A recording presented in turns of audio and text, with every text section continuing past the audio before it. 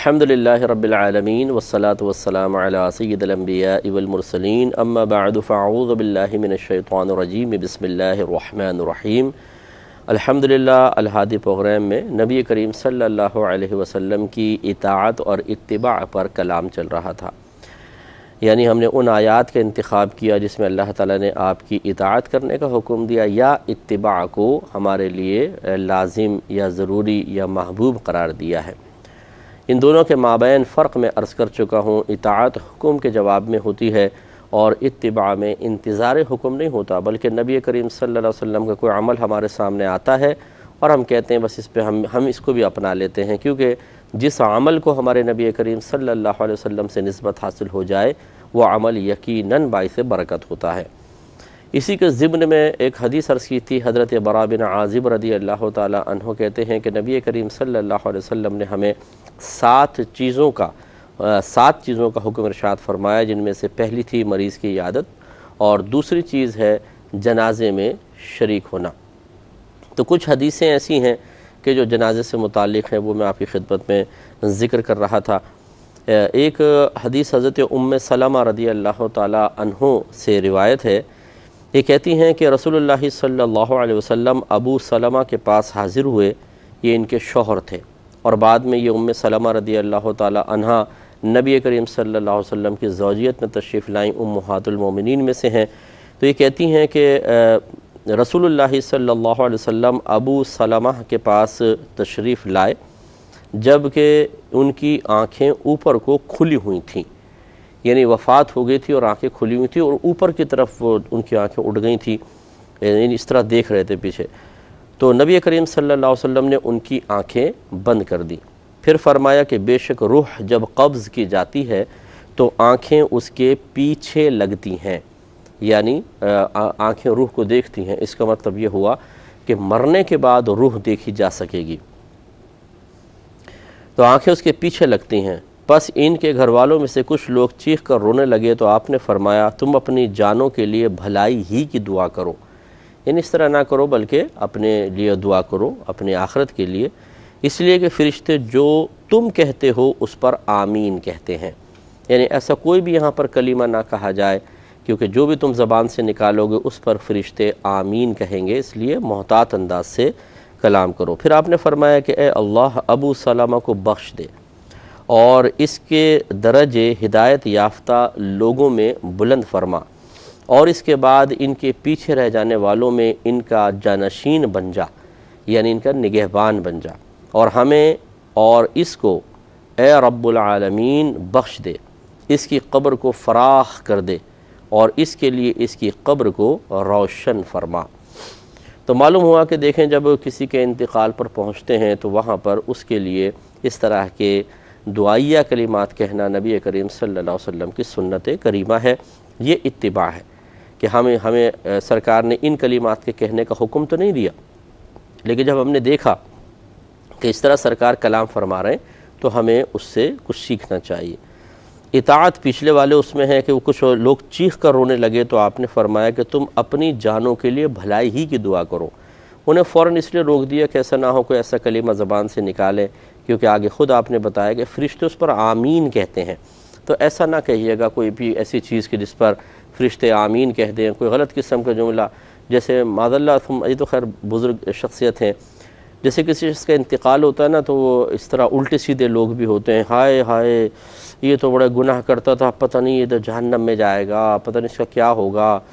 تو اس طریقے سے الفاظ کہنا، برے الفاظ، اس کی آخرت کی بربادی والے الفاظ،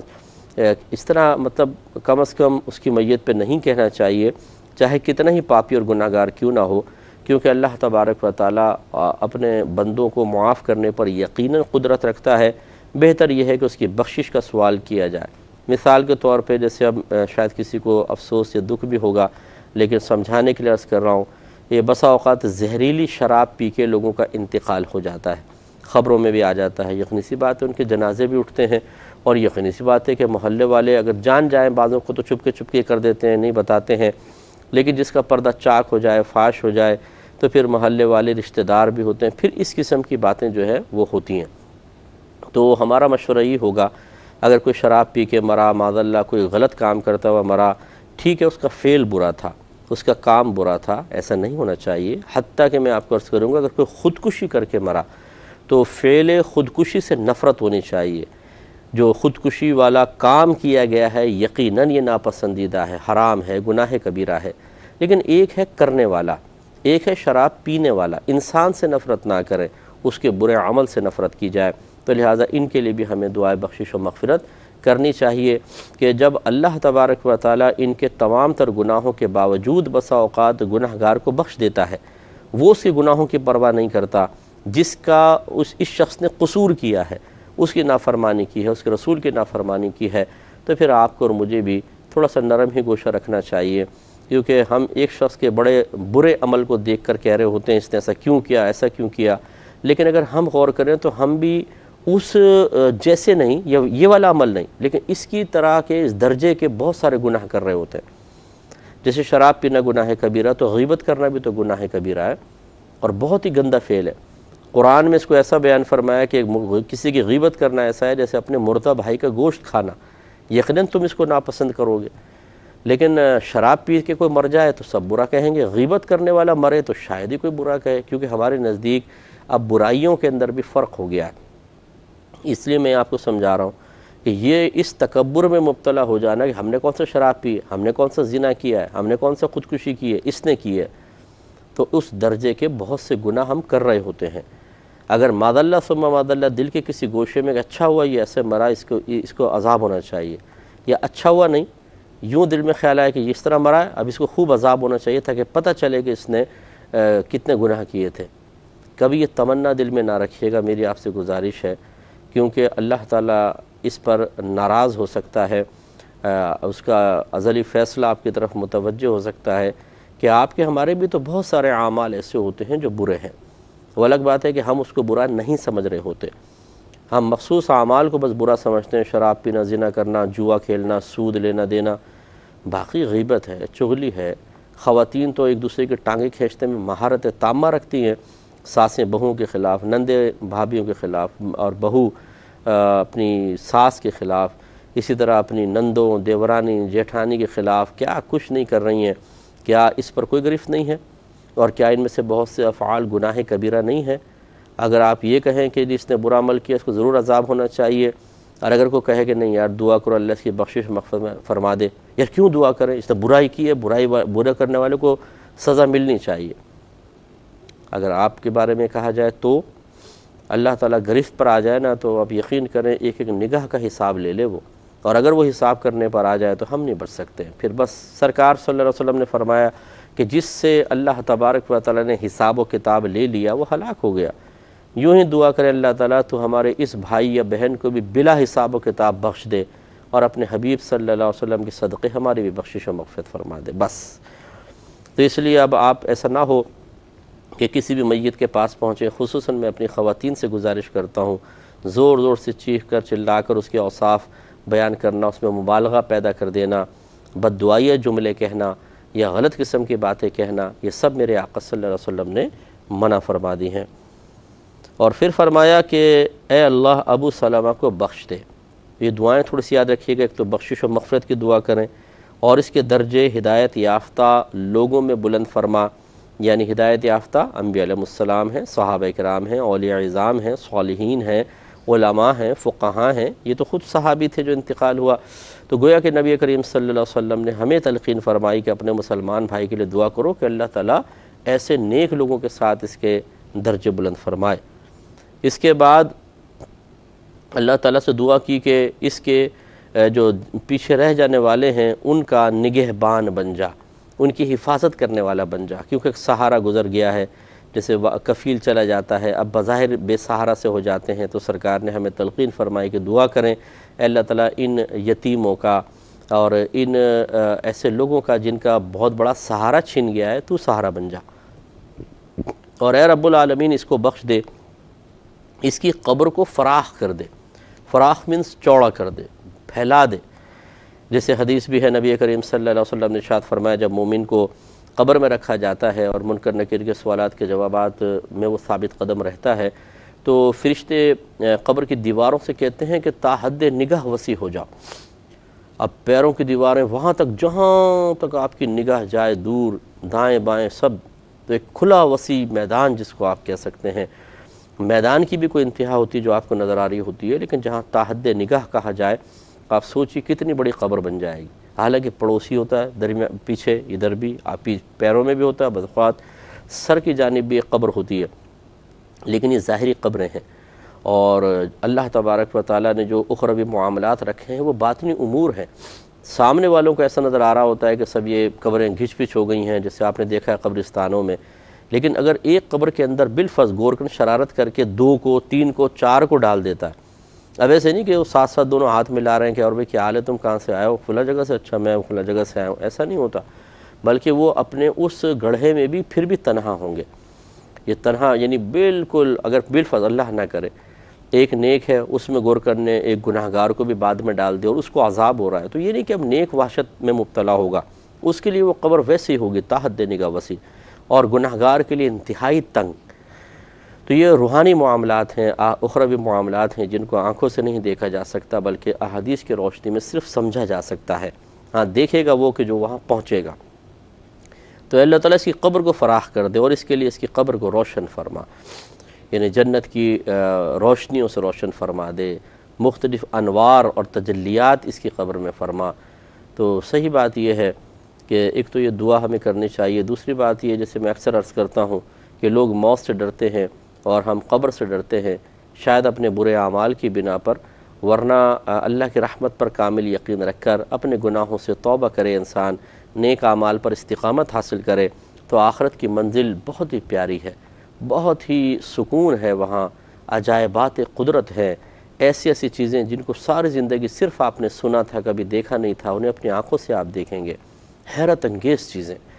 اور ایسا نہیں کہ بس ایک دفعہ نظر آئیں پھر ختم ہو گیا، نہیں، روزانہ نئے نئے امور، نئی نئی چیزیں. جیسے انسان کی روحانی طاقت ویسے اللہ تعالیٰ اس کو عجائبات دکھاتا رہے گا. تو اللہ تعالیٰ سے ہم سب کو بھی دعا کرنی چاہیے کہ اللہ تعالیٰ ہمیں نیکیوں پر استقامت عطا فرما، گناہوں سے محفوظ فرما، اور ہمارے لیے بھی قبر کے اندر ایسی نعمت عطا فرما. تو اس لیے جو بھی میت کے پاس پہنچتا ہے اسے چاہیے کہ اس طرح دعا کرے تاکہ اللہ تبارک و تعالیٰ برکات سے نوازے.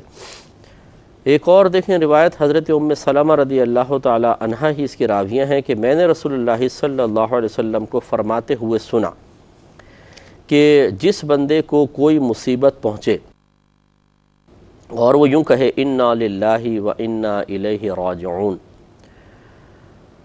تو اللہ تبارک و تعالی